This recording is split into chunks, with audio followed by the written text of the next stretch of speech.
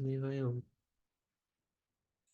Krishna, dear devotees, thank you very much for joining today. We wanted to seek the blessings of Radha Madhav, Radha Shyamsundar, Krishna Balaram, Bal Gopal, Nrsimhadev, Gaunitai, Srila Prabhupada, and the assembled devotees. Continuing with Sanatan Dharma and looking at the different Devatas, and today is Agni Dev. Agni Dev is a very important feature within Sanatan Dharma. He is the god of fire, and fire is important in Sanatan Dharma, especially because different sacrifices are done to as a offering to fire often. And Agni Dev is perhaps the recipient or the carrier of that sacrifice to its ultimate source, its ultimate destination, rather. So who is he? He's a Devata of fire, the birth of Agni. The origin of his birth is a mystery, as there are a number of theories, such as his parents were sage Kashyap and Aditi, so he's also known as Aditya, another one of the sons of Aditi. Or he was born of Dyaus, Pita and Prithvi, and the sons of 10 mothers, the son of 10 mothers, who are all sisters, depicting 10 fingers of a man. Also is sometimes known as the son of Yamraj or Vasu, and Vasu, daughter of Yaksh. So interesting, different theories are there. Vedic scriptures describe Agni as having a fiery red colored body, having 3 legs, 7 fiery tongues, 7 hands, sharp golden teeth, 2 faces smeared with ghee to provide fuel to the flame, black eyes, wild black hair, 7 rays of light come out of his body, but his 7 hands. He's often shown to be riding a chariot, either pulled by rams or goats, or sometimes he rides a parrot. So there he is. It's interesting. This goat, fiery looking personality.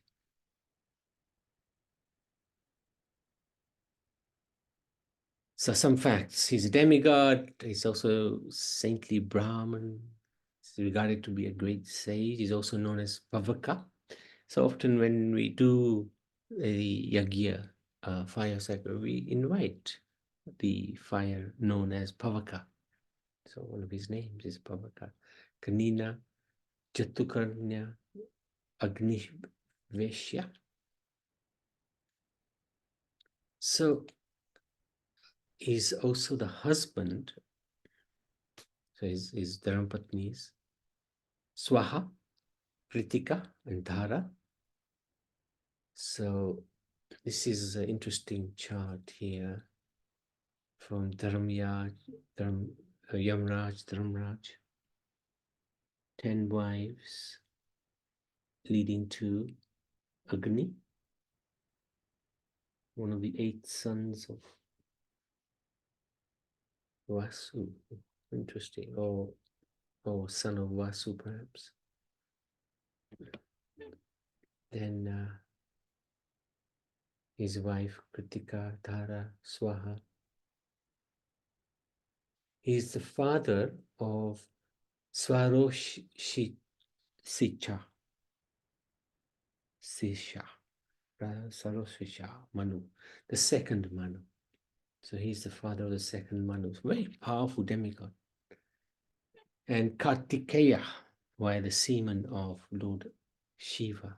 And he's also, of course, the father of the different fire gods. So it's quite a family tree of Agni Dev here. Sorry, Gurudev, what did you say for Kahatikya? So he's the son of Lord Shiva, but his Shiva's semen was carried by Agni to, I presume, to Parvati. So he's also to be. Oh, okay, I got it. Yeah, I got it. Thanks. Thank you, Brother Ben. Thank you so much. So And this is a Chatusha Manu. It's another interesting Manu.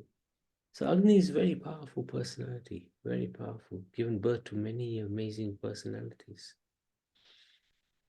He's also the uncle of Vishwakarma. Vishwakarma is another Devata who's in charge of, he's like the architect of the Devatas. The two faces are indicative of his beneficent, and destructive qualities. So fire can produce amazing things. Like if you're cooking a feast, you need a fire to produce a feast. But fire can also destroy, as we know. Agni does not differentiate between his devotees and visits everyone's heart, irrespective of their financial status. He's very kind. Anybody can invite Agni. For him, the young and the old, the rich and the poor, Brahmin and Kshatriya, everyone is equal. He is often thought to be a mediator between heaven and earth, which is why all the yagyas take place with Yagni being present. So Agni is always present. When devotees on earth, when the sages do sacrifice yagya, Agni is there. It is said that when people use fire, they should use it in different directions. For sacrifice, offering sacrifice to the gods, fire should be in the direction facing east. When facing south, the fire should be used to offer sacrifices to the dead. When using fire for cooking food, the direction should be in the west. Agni has the power to reduce a person's sins after his death or grants him immortality. Interesting. He gives out the light of knowledge and leads us to the path of truth. He is the mouth of the gods, as he is the divine personification of the sacrificial fire. Agni Puran, which is one of the 18 Purans, states that one cannot approach any Devata without using Agni as a medium. So he's the go-between. No divinity can come without the presence of Agni. It is also written that Agni was the son of Angiras, who discovered fire and its uses. His most destructive form is the Krauvyad form. In the Vedas, it is written that Agni, Vayu, Soma are the representation of fire, air, and water. These are the three of the 5 Tan mantras born from the 3 heated worlds. They were the principal deities in Vedic times. So Agni, fire, wind, and moon, or water. Agni used to bring the subject and the object together and establish a relationship between them, known as Sambandha. Vayu helped in the progress and development of that relationship, known as Abhidheya. And Soma used to convert forms into pleasure felt in the consciousness, known as Priyojana. So we're familiar with these 3 concepts, Sambandha, Abhidheya, Priyojana.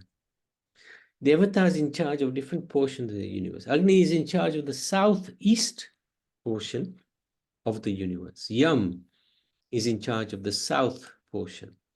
Niti is in charge of southwest part of the universe. Varun is in charge of the western portion.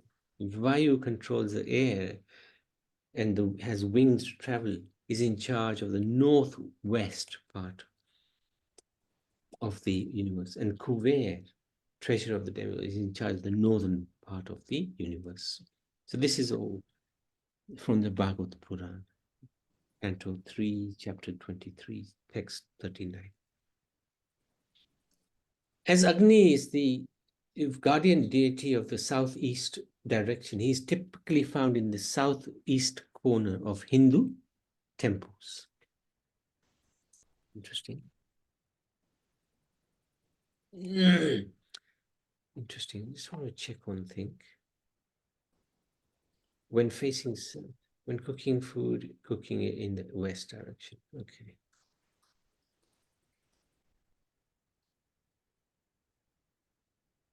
So southeast corner is where in the Hindu temples you'll be based. Agni is said to have 10 forms: lightning, fire, sun, absorbing fire, destructive fire. Fire yielded through sticks used for sacrifice and rituals. Fire given to a student during his Apanaya ceremony. Domestic fire used for household uses. Southern fire of ancestors used for some types of rituals. And the funeral fire in cremation rituals. So 10 different types of forms. Agni is a messenger who carries all the prayers and wishes of devotees to the gods. When Agni is happy, the gods are generous and listening to the prayers of the people. Together with Soma, so in charge of water and moon, Agni is invoked the most in Rigveda amongst all the gods. The cultivated, cooked, and cultured aspect of Vedic rituals are represented by Agni. Swaha. So when we do the yagya, we offer ahuti to the deed, to the yagya, saying Swaha. So Swaha is one of the daughters of Daksha and Prashuti, was given to be the wife of Agni. Swaha's name is uttered while offering oblations during the fire ceremony. Oblations offered in the sacrificial fire are meant for the demigods. And on behalf of the demigods, the three sons of Agni and Swaha, namely Pavaka, Pavaman, and Suchi, accept the oblations. It's quite a complex situation. From those three sons and 45 descendants were generated. Another 45 descendants were generated who are also fire gods. The total number of fire gods is therefore 49, including the fathers and the grandfathers. The grandfather is Agni, the sons are Pavaka, Pavaman, and Suchi. Counting these 4 and 45 grandsons, there are altogether 49 different fire gods. Kritika Devi, after receiving the semen of Lord Shiva from Agni, conceived a child named Skanda Kartikeya, whose sons were headed by Vishaka. The second Manu, whose name is Swarosisha, was the son of Agni. Although the names of Indra and Agni are sometimes uttered in Vedic mantras, an example, Indraya Swaha, Agniye Swaha, the Vedic sacrifices are actually performed for the satisfaction of Lord Vishnu. This is again from the Srimad Bhagavad Puran. So it's important to understand, yes, we can, often the Vedic scriptures guide that we are offering oblations to the Devatas. But ultimately, who is the beneficiary of all of these is Vishnu or Krishna. In the Shruti mantras, it is said, Agni Sarva Devata. Agni is the aggregate of all demigods. Agni is the mouth of the Supreme Personality of Godhead. So when we invite Agni, we are actually praying to the Supreme, please come and accept what we are offering you, the ahuti or the samagri. It is through Agni or fire that the Lord accepts all sacrificial oblations. Agni is also considered the mouth of the gods and their goddesses, and the medium that conveys offerings to them in a whole Vedic ritual. He is conceptualized in ancient texts to exist at 3 levels. On earth as fire, in the atmosphere is lightning, and in the sky is the sun. Mm. This triple presence accords him as the messenger between the Devatas and human beings in the Vedic scriptures. Agni remains an integral part of Vedic traditions, such as being the central witness of the rites of passage ritual. So the traditional Hindu weddings, known as Saptapadi or Agni Pradakshinam, 7 steps and mutual vows, the Upanaya ceremony of rite of passage. So this is the ceremony which is giving the child the Brahman thread and initiating him into spiritual life. Being part of the diya, lamp, in festivals such as Deepavali and Aarti in puja. So Agni is there every time. Because every time we meet in the temple, we do a worship, we do puja, we do Aarti to the Supreme Lord. Agni is conceptualized as the source of the creator, maintainer, and destroyer triad, one of the trinities, and as the one who ruled the earth. His twin brother, Indra.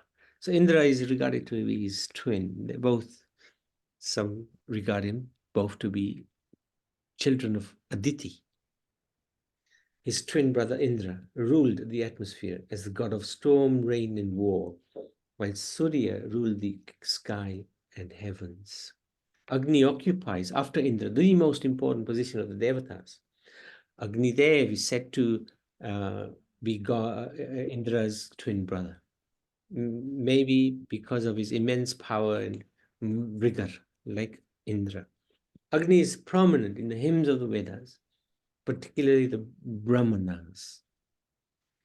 In the Rig Veda, there are over 200 hymns that praise Agni. His name or synonyms appear in nearly a third of 1028 hymns in the Rig Veda. The Rig Veda opens with a hymn inviting Agni, who is then addressed later in the hymn as the guardian of Rita or Dharma. The hymns in the ancient texts refer to Agni with numerous synonyms,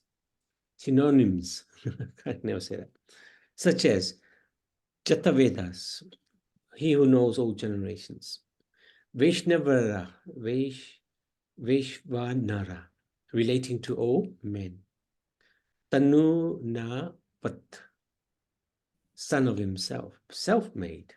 That's interesting. Nara Samsa, who embodies men's praise. Tripatsya, with 3 dwellings. Many others. So these are the different hymns. Interesting. In Vedic scriptures, Agni is also presented as one who is mysterious, with the tendency to play hide and seek, not just with humans, but with the demigods. He hides in strange places, such as waters. This is interesting. How can Agni be hiding in water? But then he's within our stomach, which is filled with water. So it's not surprising. In one pastime, he imbues life force into living beings that dwell therein, in water. And in another, where the fish reports his presence to the demigods. Agni is also famously known as Pavaka, the sanctifier of everything. Havya Vahana, one who carries the sacrificial butter. Sapta Jihai, one with 7 tongues, flames, consuming the sacrificial butter very fast. Vahini, traveling with wind. Anala, as one of the Vasus. Hutashana, Chitrabhanu, colorful light. Jwalana, glowing. Vishva Nara, Vibhas Vashu, whose light is wealth. So, some pastimes. Indra once took the shape of a pigeon hunter bird, ego basically, and Agni, the fire god, took the shape of a pigeon. The pigeon, while being chased by the eagle, took shelter on the lap of Maharaj Sibi, his famous pastime. The eagle wanted the pigeon back. The king wanted to give the eagle, some other meat to eat, and he requested the eagle not to kill the pigeon, because the pigeon had taken shelter of the king, so the king was duty bound to protect the pigeon. So he was duty bound to the eagle because he knew the eagle had to eat. So he offered something else. But the eagle refused. And it was settled that the eagle would accept flesh from the body of the king equal to the pigeon's weight. So this is the incredible nature of King Sibi.